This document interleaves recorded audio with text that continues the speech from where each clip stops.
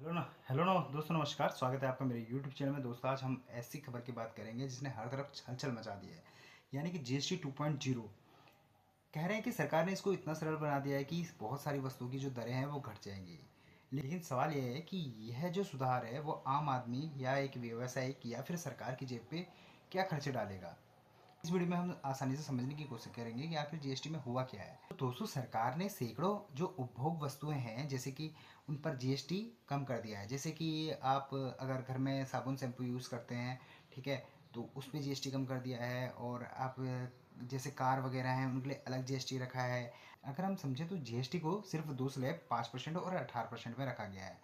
लेकिन कुछ लग्जरी चीज़ें हैं जिनके लिए 40% का स्लैब अलग से बना रखा है।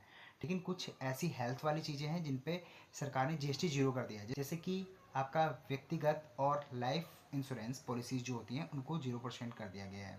तो दोस्तों, इससे होगा क्या? तो एक सरकारी अनुमान ये कहता है कि इससे राज्य सरकार और केंद्र सरकार पर लगभग 480 अरब रुपए का राजस्व नुकसान हो सकता है।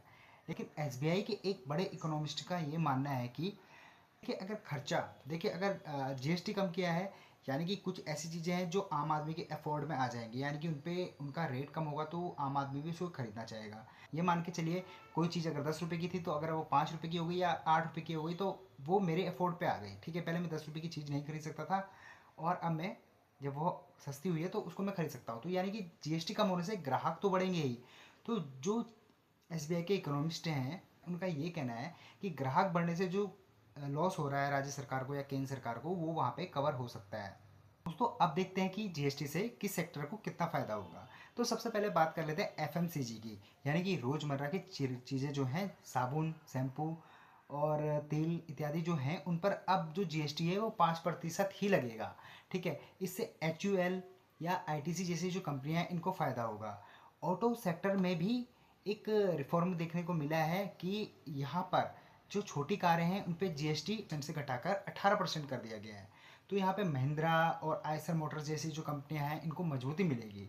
ठीक है, इंश्योरेंस सेक्टर में भी एक खुशी देखी जा सकती है क्योंकि यहाँ पर जो व्यक्तिगत जीवन बीमा या स्वास्थ्य बीमा है उन पर जीएसटी हटा दिया गया है।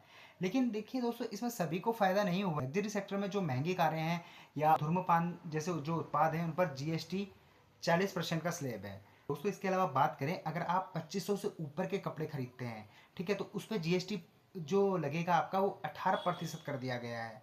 ठीक है, जिससे फैशन इंडस्ट्री के कुछ हिस्सों को तो चोट लगेगी ही। अब सवाल यह उठता है कि इसका असर हमारी जेब और देश की अर्थव्यवस्था पर क्या होगा। सबसे पहले बात करें घरेलू मांग पर क्या असर होगा। ठीक है, रोजाना की चीज़ें जो सस्ती होंगी जिससे उपभोक्ता ज़्यादा खरीदारी करेंगे। त्यौहार का मौसम भी नज़दीक है जिससे मांग और बढ़ेगी। महंगाई की बात करें तो विशेषज्ञों का अनुमान है कि जीएसटी कटौती से महंगाई में 1.1% की गिरावट आ सकती है। लेकिन सरकार के सामने चुनौती है कि 480 अरब रुपए का घाटा किस तरीके से संतुलित करे। अब बात करते हैं कुछ शेयर बाजार की तरफ की। ठीक है, तो जीएसटी में सुधार के ऐलान के बाद एमसीजी के जो शेयर थे वो 7% तक उछाल आया। ऑटो सेक्टर तेज रही। निफ्टी ऑटो इंडेक्स भी 11 महीने के उच्चतम स्तर तक पहुंच गया। बाजार का जो सेंटीमेंट था काफी पॉजिटिव हो गया। दोस्तों, विशेषज्ञों ने चेतावनी दी है कि अगर निफ्टी 25,065 का जो रेजिस्टेंस है उसको पार नहीं कर पाता तो ये जो रैली है वो धीमी पड़ सकती है। ये तय करना अभी मुश्किल है कि ये सुधार लंबी अवधि का फायदा देंगे या फिर एक सिर्फ शुरुआती दिनों का जश्न मनाकर रह जाएंगे। अब बात आती है चुनौतियों पर। ठीक है, सबसे बड़ी चिंता राजस्व दबाव पर है कि क्या बढ़ती खपत सच में घाटे को पूरा कर पाएगी। क्या राज्यों को उनके हिस्से का मुआवजा ठीक से मिलेगा और क्या ये सुधार स्थायी रहेंगे या कुछ सालों बाद फिर बदलाव देखने का मौका मिलेगा। इसके अलावा वैश्विक जोखिम भी है। अमेरिका के टैरिफ और वैश्विक अनिश्चितता अभी भी भारत की अर्थव्यवस्था पर अभी भी दबाव बना सकते हैं। तो कुल मिलाकर निष्कर्ष यह है कि जीएसटी 2.0 निश्चित रूप से उपभोक्ता और कई उद्योगों के लिए राहत लेके आया है। इससे मांग बढ़ेगी, महंगाई कुछ हद तक कम रहेगी और शेयर बाजार में उत्साह देखने को मिल भी सकता है। लेकिन राजस्व की भरपाई, राज्यों का संतुलन, नीति और वैश्विक चुनौतियां अभी भी हमारे सामने खड़ी हैं। अब सवाल आपसे है कि क्या आपको लगता है सच में जीएसटी 2.0 गेम चेंजर साबित होगा? सिर्फ थोड़े समय का फायदा है? राय कमेंट सेक्शन में ज़रूर बताएं। और अगर आपको वीडियो पसंद आया हो तो सब्सक्राइब करना ना भूलें। आज के लिए ही इतना। Thank you for watching. जय हिंद।